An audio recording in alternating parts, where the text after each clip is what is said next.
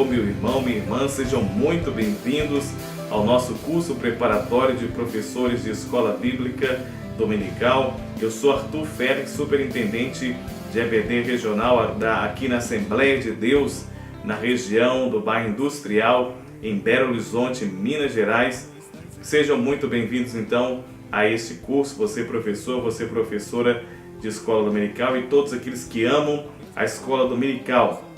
Então estarei participando com vocês aqui de mais esta pré-aula, de mais esse trabalho que nós temos produzido para poder ajudar e auxiliar todos os professores a se prepararem e se apresentarem ainda mais capazes aí no momento de lecionar a sua lição. Então vamos direto ao ponto, a nossa lição, porque temos muito conteúdo a ser ministrado.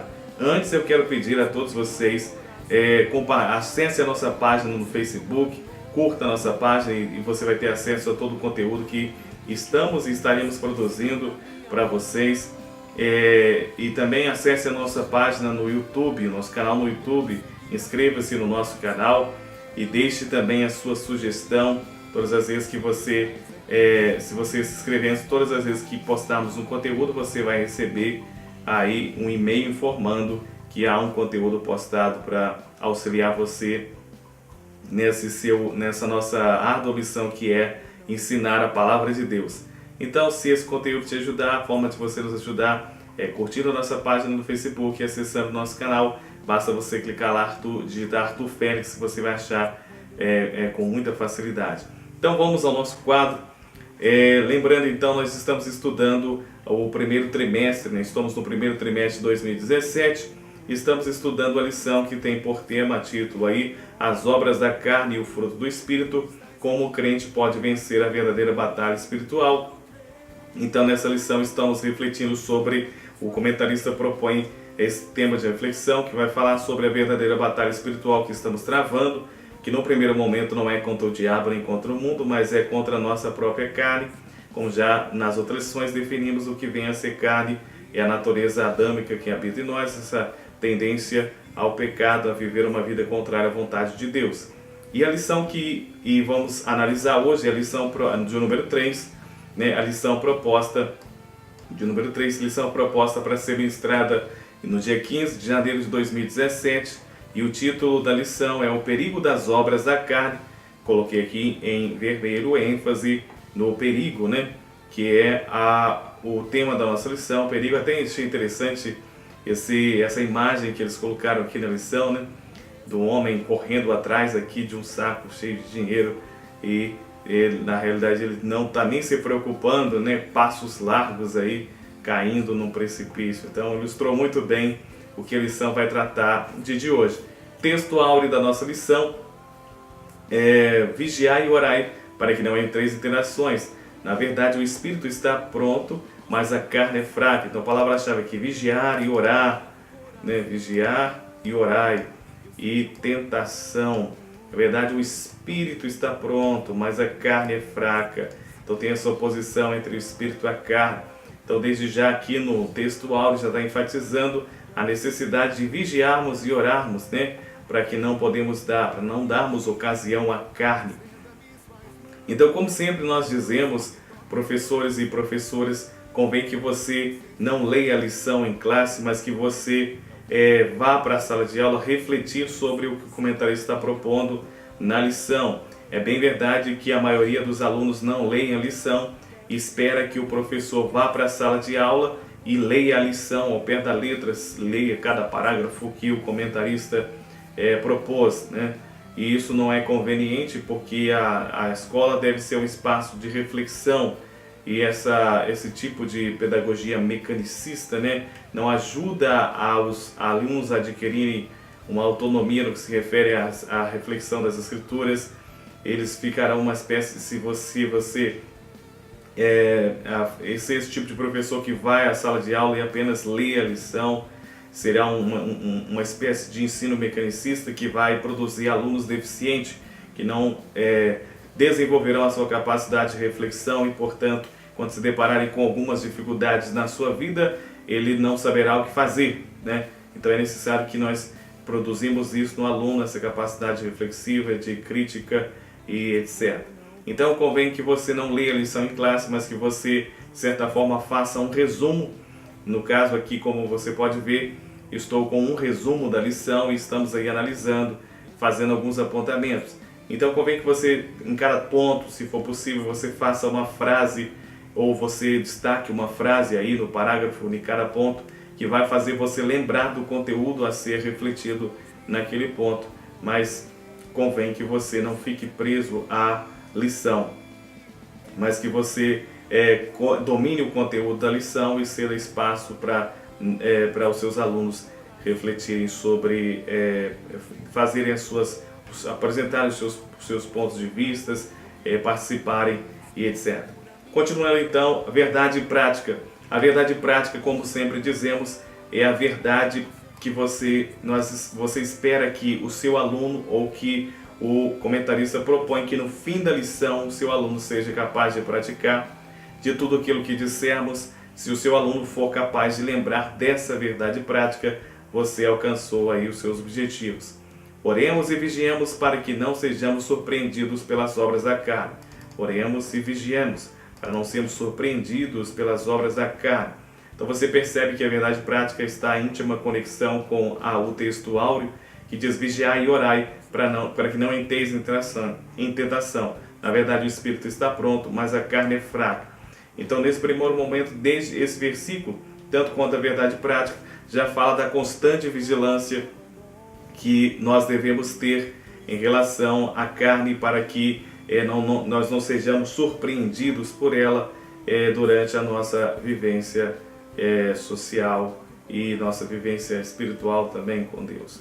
A leitura bíblica em classe. Então, ressaltando o que falamos na lição passada, que a leitura bíblica em classe é o texto base a ser analisado. Como dissemos na outra lição, repetimos aqui, você vai para a sala de aula não para ensinar aquilo que o comentarista está dizendo no primeiro momento, mas você vai para a sua sala ensinar a Bíblia. Professor, você ensina a Bíblia. A lição é um auxílio a você, professor, para entender um determinado texto bíblico.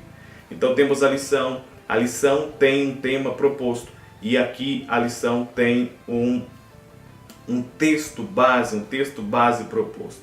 Então o comentarista propõe esse texto e ele propõe também uma análise, uma interpretação desse texto. Então o que você vai ensinar é a Bíblia. O que vem a partir depois da leitura bíblica é a interpretação, é a análise proposta pelo comentarista para ajudar você a entender o texto e ensinar aos seus alunos. Portanto, então nós sabemos que quem produziu essa lição é um comentarista. Então é necessário que você entenda bem o texto, a leitura bíblica em classe. É bem verdade, como dissemos, você lê a lição toda, mas depois volte à leitura bíblica em classe. Leia a leitura bíblica em classe pelo menos umas 5 vezes. Depois você vai ler na sua Bíblia o contexto imediatamente anterior e o contexto imediatamente posterior, e etc., para que você entenda a mensagem, a leitura bíblica em classe, e aí você então vai dominar todo o conteúdo que o comentarista vai apresentar. Por que estamos dizendo isso? Porque alguns utilizam a lição como se o comentário do comentarista tivesse status de escritura, tivesse o mesmo status que a Bíblia tem, e não é. O comentarista está nos propondo uma reflexão, nos propondo um comentário. Então acreditamos que uma pessoa idônea que fez, o nosso comentarista. Então, seguindo a orientação dele, ao norte da interpretação que o Espírito Santo deu para ele, nós também ensinaremos. Mas o foco é nas Escrituras, é a palavra de Deus. Então deve deixar claro para os seus alunos que o que você vai estar fazendo não é ensinar o que o comentarista disse no primeiro momento, mas você está ensinando a Bíblia, você está explicando o texto bíblico com o auxílio do comentarista. Então a nossa leitura bíblica em classe está em Lucas capítulo 6, verso 32 e 39. Como fizemos na primeira lição, só que hoje mais breve, mais rápido, vamos ler a leitura bíblica em classe, depois estaremos fazendo aí alguns apontamentos. E disse-lhe uma parábola: pode porventura o cego guiar a outro cego? Não cairão ambos na cova? O discípulo não é superior ao seu mestre, mas todo que for perfeito será como seu mestre. E por que atentas tu no arqueiro que está no olho do teu irmão e não reparas na trave que está no teu próprio olho? Ou como podes dizer ao teu irmão, irmão, deixa-me tirar primeiro ao arqueiro que está no teu olho, não atentando tu mesmo para a trave que está no teu olho? Hipócrita, tira primeiro a trave do teu olho, então verás bem para tirar o arqueiro que está no olho do teu irmão. Verso 43, porque não há boa árvore que dê mau fruto, nem má árvore que dê bom fruto, porque cada árvore se conhece pelo seu próprio fruto, pois não se colhem figos de espinheiros, nem vindimam uvas dos abrolhos. O homem bom, do bom tesouro do seu coração, tira o bem, e o homem mau, do mau tesouro do seu coração, tira o mal, porque da abundância do coração fala a boca. E por que me chamas Senhor, Senhor, e não fazes o que eu vos mando? Verso 47, qualquer que venha a mim, e ouve as minhas palavras e as observas, eu vos mostrarei a quem é semelhante. É semelhante a um homem que edificou a sua casa, e cavou, e abriu bem fundo, e pôs os alicerces sobre a rocha. E vindo a enchente, bateu com ímpeto a corrente naquela casa, e não a pôde abalar, porque estava fundada sobre a rocha. Mas o que ouve e não pratica é semelhante ao homem que edificou uma casa sobre a terra, sem alicerces, na qual bateu com ímpeto a corrente, e logo caiu, e foi grande a ruína daquela casa. Ok? Então, essa é a leitura bíblica em classe. Muito bem. Como nós dissemos, é necessário que você entenda esse texto dentro do seu contexto. Obviamente que o comentarista está utilizando esse texto em auxílio o tema da lição, que é falar sobre as obras da carne e o fruto do Espírito, é a verdadeira batalha espiritual que enfrentamos diariamente. Então esse texto, essa lição, está utilizando esse texto em auxílio, em complemento à primeira lição que tratou do texto de Gálatas. O texto de Gálatas vai nortear toda a lição, mas o comentarista está fazendo uso de um texto, de um outro livro, para ilustrar, para esclarecer a verdade contida em Gálatas. Muito bem, esse texto, assim como o primeiro texto, texto da segunda lição, da lição anterior, você acesse a nosso canal aí, a nossa página no YouTube, você vai poder assistir a videoaula. Esse texto também está contido naquilo que pode ser chamado da carta magna do Reino de Deus, ou o Sermão do Monte. Lucas vai tratar de forma bem resumida ao apresentar esse Sermão do Monte de Jesus no capítulo de número 6. Já Mateus, como vimos na lição passada, vai tratar em 3 capítulos, capítulo 5, capítulo 6, capítulo 7, essas questões do Sermão do Monte. Então, assim como na primeira lição, mais uma vez, aqui em Lucas capítulo de número 6, você tem o resumo dos ensinamentos de Jesus. Então esse texto que o comentarista está analisando, na realidade, é a conclusão do sermão de Jesus. Então é necessário que você entenda o que há posterior a esse texto que o comentarista está analisando, para que você entenda o que ele está operando, o que ele está dizendo aqui nessa conclusão. Lembrando que você não vai trazer isso para os seus alunos, que nós vamos apresentar e fazer aqui. Isso é para auxiliar você, como dissemos, o que estamos propondo aqui com essas videoaulas é fazer um curso preparatório para professores, não só a análise da lição.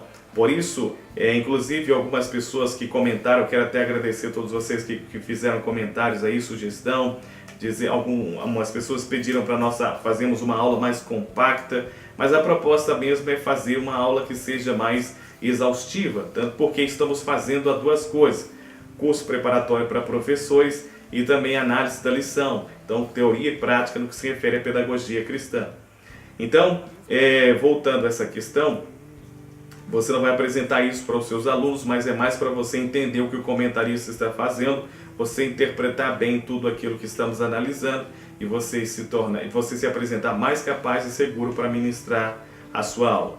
Então esse texto que o comentarista está analisando é a conclusão do Sermão do Monte de Jesus e o que Jesus passa a fazer, assim como diz aqui no verso de número 39, né? E disse-lhes uma parábola. Então você percebe que ele vai fazer uma série de analogias aqui, ou uma série de parábolas, para ilustrar uma verdade que foi ensinada anteriormente. Daí a importância de você entender esse texto dentro do contexto. Por quê? Porque acima ele trouxe a teoria, acima ele trouxe uma série de ensinamentos. E agora ele vai ilustrar esses ensinamentos em ações práticas para que os seus discípulos possam entender. É interessante também nós entendermos que esse texto que Jesus está falando aqui, ele está ensinando os discípulos. O texto diz que havia ali uma grande multidão, né? Uma grande multidão assistindo, no verso de número 17.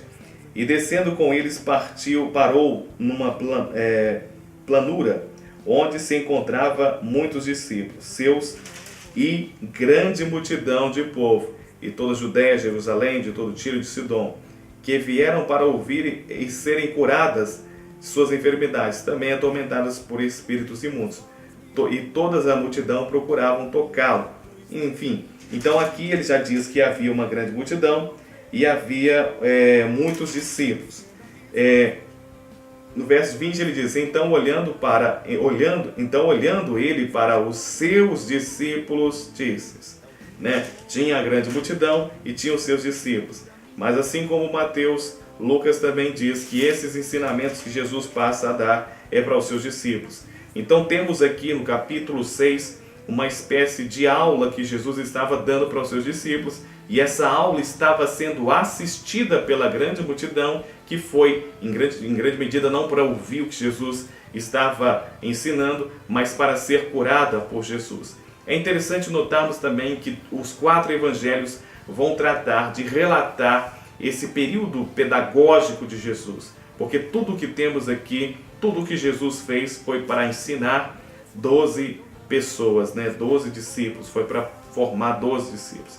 Então é como se esse cenário que aqui está sendo relatado por Lucas, é como se eu estivesse aqui agora numa classe com várias pessoas e você estivesse aí assistindo essa aula sendo ministrada. É isso que nós temos aqui. Então temos Jesus ensinando aos seus discípulos, preparando os seus discípulos para a obra do ministério. Isso é muito importante você entender, que Jesus estava ensinando os seus discípulos para a obra do ministério, para você entender o que ele está falando aqui nesse resumo.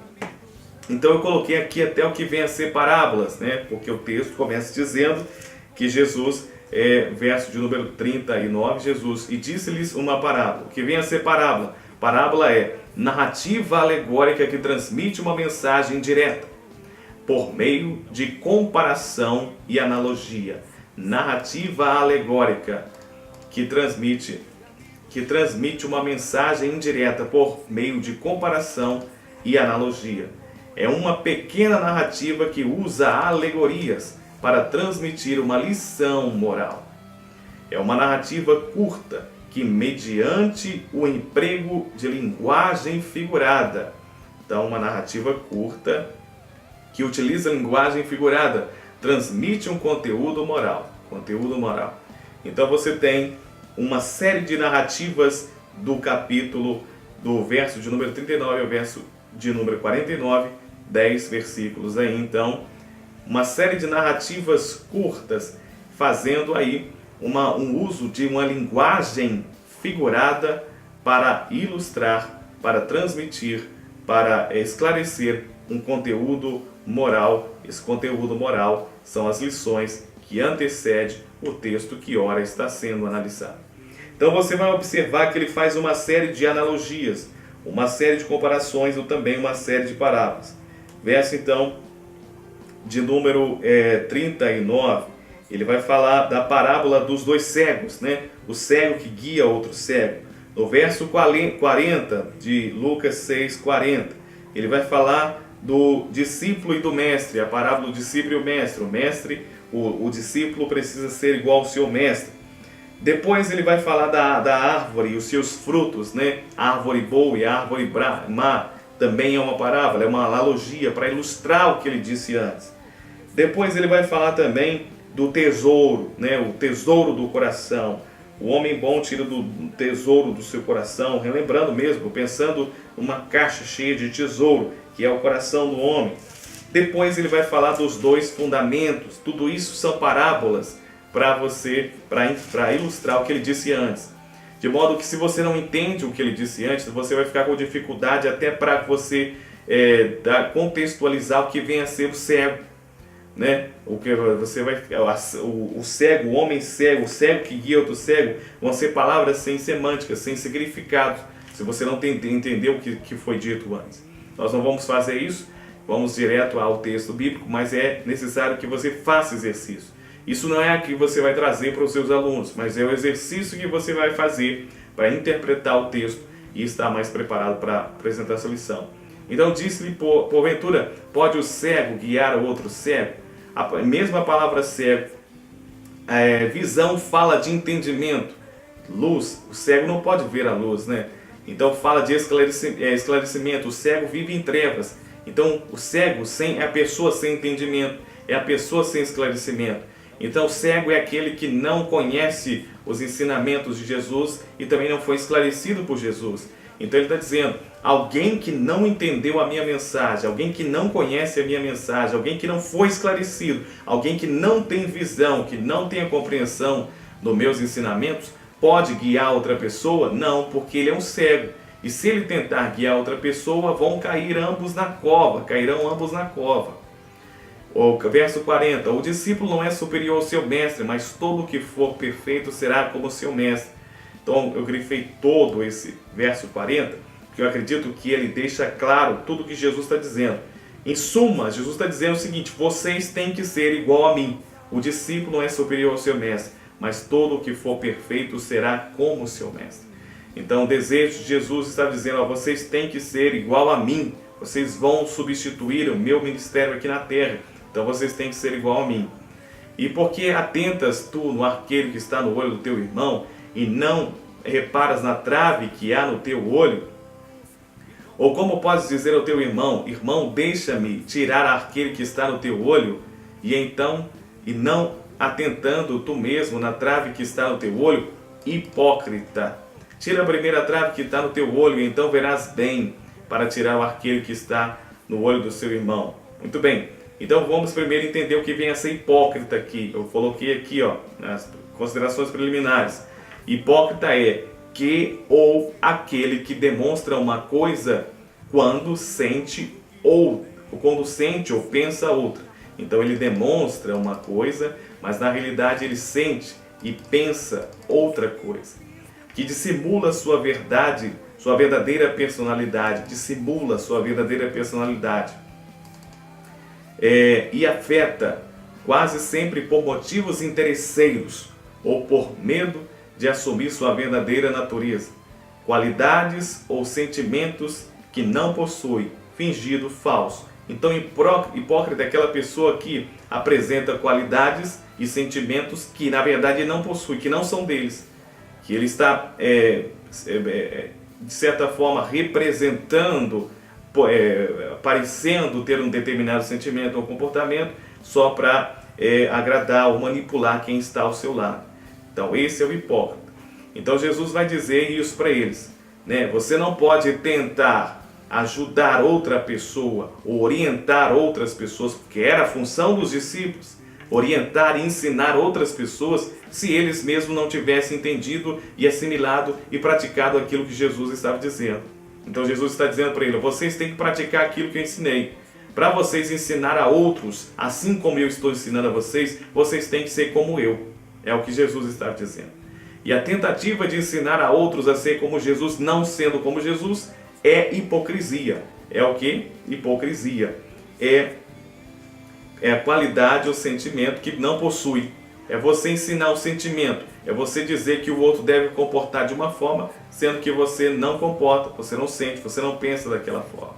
Então é isso que Jesus está dizendo nesse primeiro momento. Verso de número 43. Porque não há árvore boa que dê mau fruto, nem árvore má que dê bom fruto. Então, mais uma parábola, árvore boa e que dê mau fruto.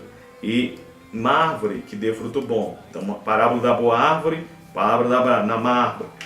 Fruto bom e mau fruto. Então, a árvore boa é a árvore que assimilou, que entendeu, que foi transformado, regenerado pelo ensino, pela ação do Espírito Santo em nós, e agora está produzindo bom fruto. Se ele produz mau fruto, se ele produz fruto da hipocrisia, do fingimento, é porque ela não foi esclarecida, ela não entendeu, ela não nasceu de novo, ela não foi transformada. Porque cada árvore é conhecida pelo seu próprio fruto, a mesma coisa que foi dito na lição passada. Pois não se colhem figos dos espinhos, nem se vindimam uvas dos abrolhos. O homem bom, do bom tesouro do seu coração, tira o bem, e o homem mau, do mau tesouro do seu coração, tira o mal, porque da abundância do coração fala a boca. Então o homem bom não é aquele que no tesouro do seu coração só tem coisas boas, é o que tira coisas boas, porque estamos falando da transformação que é feita por nós, pelo Espírito Santo. Estamos falando do controle que o Espírito Santo exerce em nós para que não demos lugar à carne. Qualquer pessoa pode dar lugar à carne. Dar lugar à carne seria tirar do mau tesouro do seu coração as coisas ruins, né? E ser controlado pelo Espírito Santo é deixar que o Espírito Santo nos use, assim tirando do bom tesouro do seu coração coisas boas.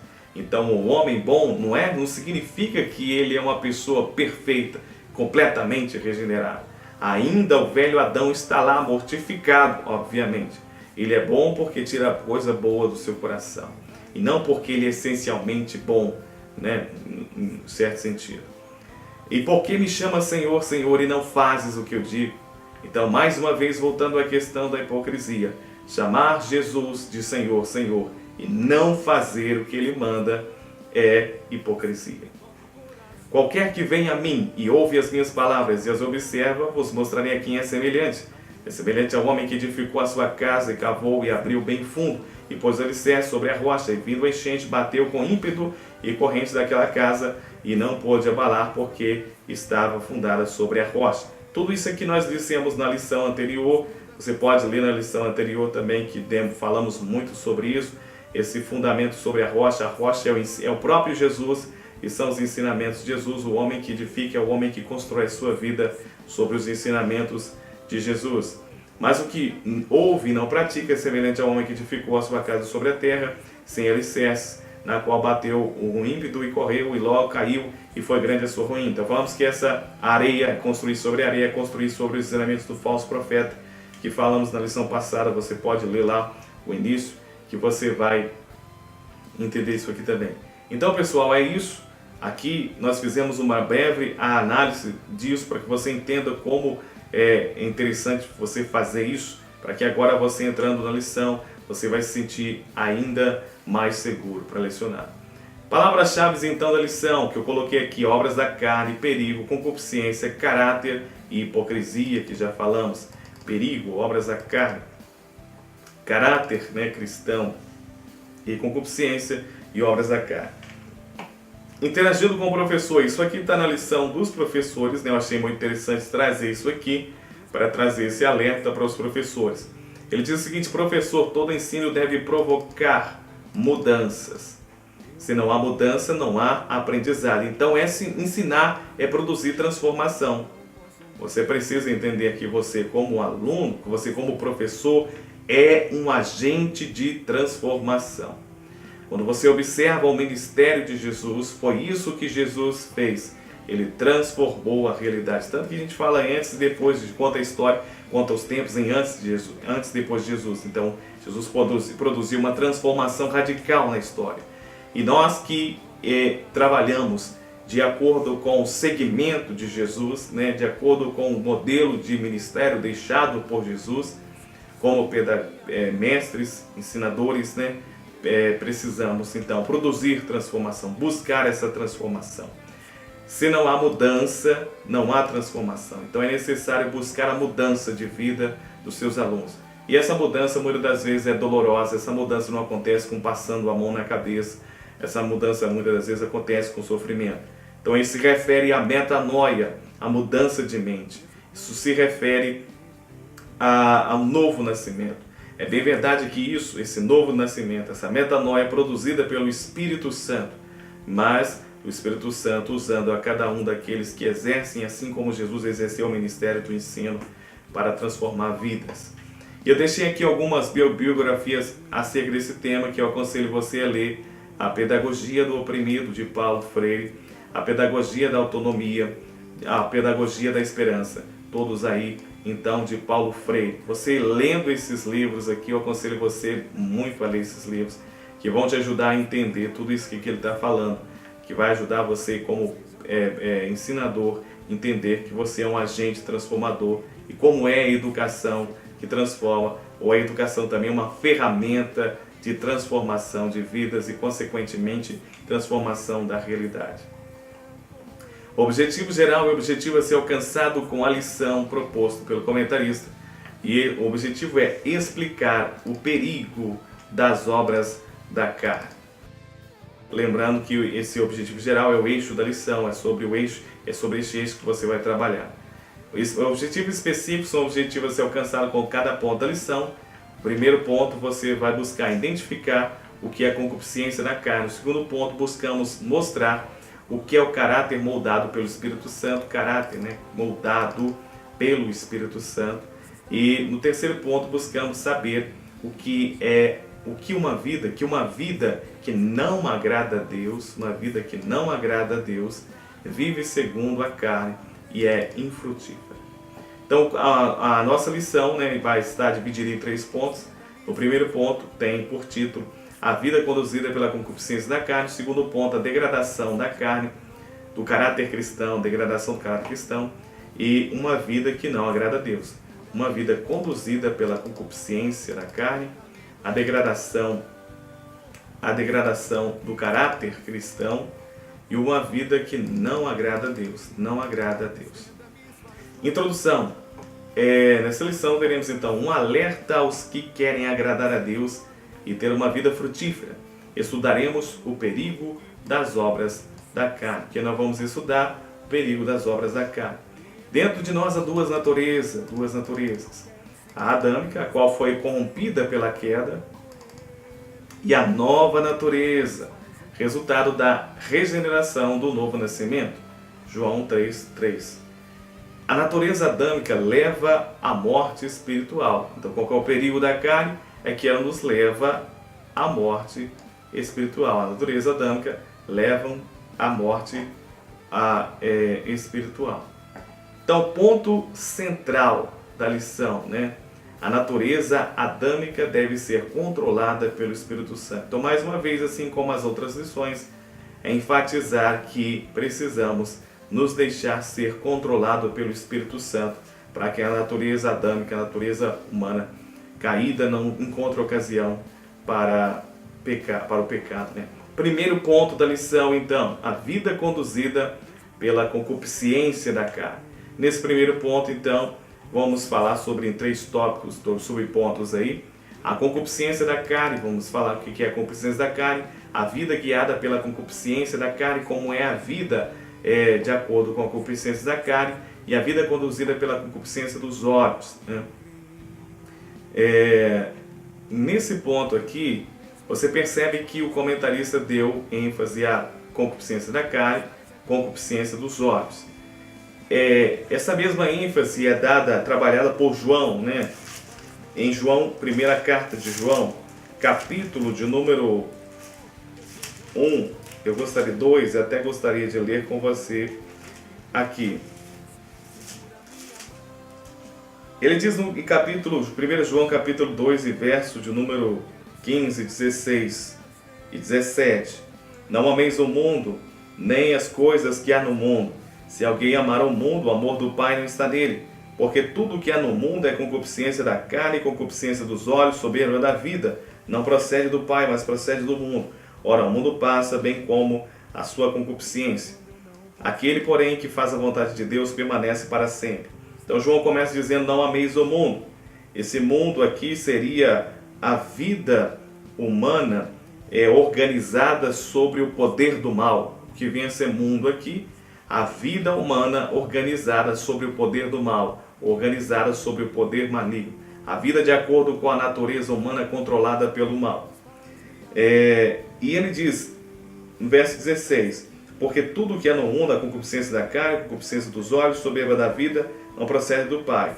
Então essas três coisas, a concupiscência da carne, a concupiscência dos olhos, a soberba da vida, seria a marca daqueles que vivem, que amam o mundo, ou que vivem a vida humana organizada sobre o sistema, sobre o poder do mal. Então essas três características são daqueles que estão vivendo de acordo com o sistema maligno, o sistema humano. É interessante que nesses três versículos, versículo 15, 16 e 17 de 1 João, capítulo 2, que é uma perícope que tem início, meio e fim, João fala 6 vezes a palavra mundo, né? E 6 vezes na numerologia bíblica se refere ao número do homem. Então, o que João está falando? Um sistema humano, aqueles que amam o sistema humano, aqueles que amam a vida de acordo com a vontade do próprio homem e não da vontade de Deus, terão essas três marcas. A primeira é a concupiscência da carne. O que vem a ser a concupiscência da carne? Nós vamos falar mais à frente aqui, já falamos na segunda lição, que concupiscência é o desejo pelo que é proibido. Então a concupiscência da carne seria o desejo pela satisfação do prazer proibido. E a concupiscência dos olhos seria o desejo de posse do que é proibido. E a soberba da vida seria o desejo de sentir, de ter, de ser aquilo que Deus não quer que a gente seja. Tanto que concupiscência da carne, a concupiscência da carne fala do desejo interior.